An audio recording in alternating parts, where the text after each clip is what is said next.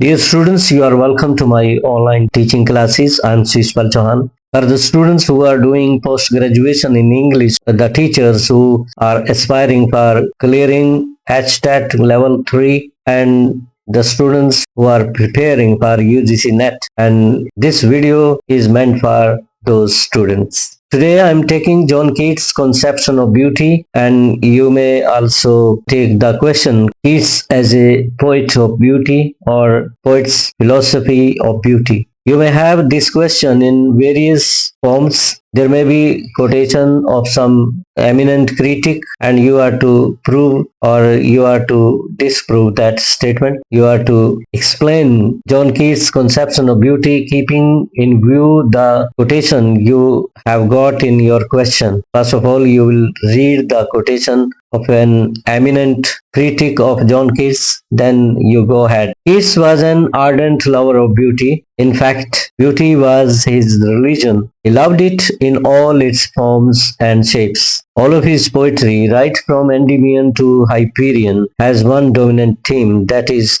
of beauty. In a letter to his brother, once he wrote, "With a great poet, the sense of beauty overcomes every other consideration, or rather obliterates all considerations." He even disapproved of Shelley for subordinating the true end of poetry to the object of social reform. He dedicated his brief life to the expression of beauty. "I have loved the principle of beauty in all things," he said. For Keats, beauty had its deeper meaning. He went beyond the physical level, though he never lost the intense appeal of the sensuous beauty. At first he loved and rejoiced in concrete things of beauty that appealed to the senses. Then he worshipped the mighty abstract idea of beauty that appealed to the mind and imagination. This passion, what Shelley calls intellectual beauty, was the spiritual passion of Keats.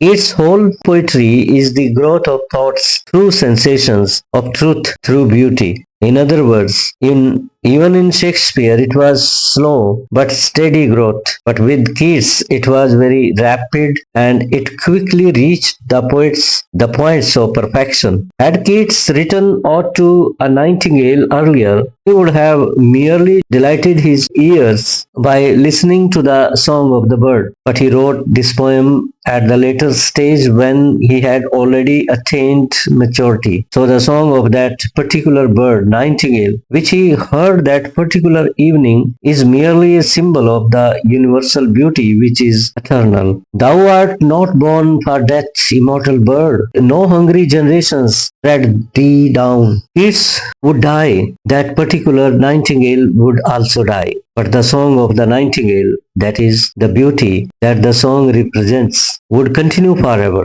In the very beginning of the poem, Keats was enchanted by the concrete, the song sung by the bird. But in a sudden sweep of his imagination, the poet passed from the world of senses to the world of eternity. It's the world which is eternal, where the nightingale would sing forever. Here beauty transcends time and space. One cannot deny the charge which is often put on Keats. He is called an Epicurean or an escapist who feeds on the beauty at the physical level. It's also said that he often escaped into the world of his imagination because he shuddered at the realization of the bitter realities of his personal life. Keats was endowed with a gift of feeling with his senses. All of his senses reacted quickly as soon as he saw some beautiful object of the external world.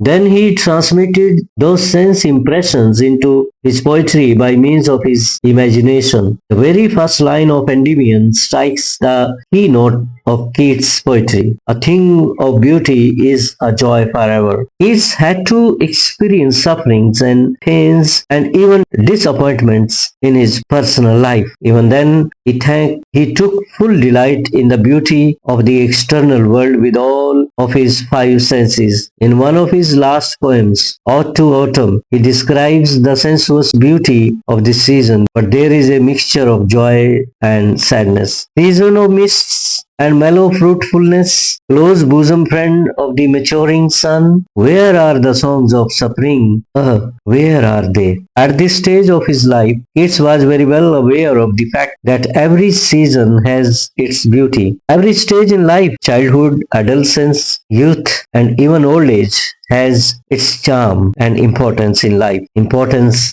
as a whole. Similarly, autumn season also has its own importance and charm. Keats' poetry should be taken as a whole. The whole of Keats' poetic career seems to be an unending quest for the spotless beauty, but he found that melancholy dwells with beauty, and beauty that must die. In his later poetry, at last the reality of life dawned upon his mind. He came to know that pain and suffering cannot be separated from joy because they together make up the life as the days and night together make up time. Life should be viewed as a whole. The sum total of the things should be viewed not in fractions. All the opposites found in life, such as joys and sorrows, light and shade, beauty and ugliness, goodness and evil, and so on, make the ultimate and universal beauty. Keats accepts life as a whole and as it is. He also affirms that the principle of beauty, which is behind the universe, is eternal, though forms of beauty are fleeting. In real life, he found beauty transitory and fleeting, but his imagination revealed